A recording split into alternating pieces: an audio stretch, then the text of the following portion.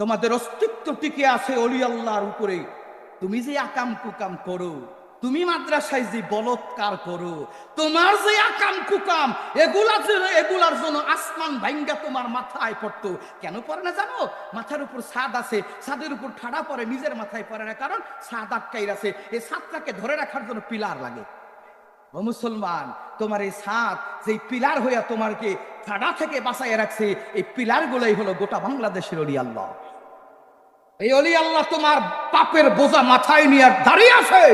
যদি অলি আল্লাহর পিলারটা সরে যায়, গজবের পাহাড় তোমার মাথার উপর পরে তুমি ধ্বংস হয়ে যাইবা। হে মুসলমান, অলি আল্লাহ কাকে বলে চিনো?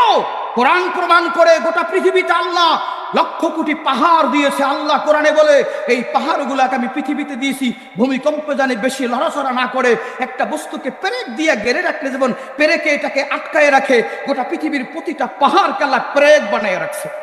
এই পেরেক গুলো যদি না থাকে, কেউ যদি দেখেন মাঝে মধ্যে পাহাড় কাটলে মানুষ বিরোধিতা করে, সরকার মামলা দেয়, কারণ পাহাড় ধ্বংস করা যায় না, এটা অস্তিত্ব।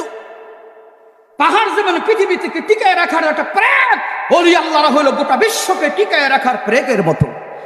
এরা যতদিন আছে তুমি থাকবা, এরা না থাকলে তুমি থাকবা না। তুমি নৌকার মধ্যে বসে ছিদ্র করে মনে করতেছে যে ছিদ্র করতেছো, আর একজন চিন্তা করে ভাই ছিদ্র করলো ওই করছে, মরলে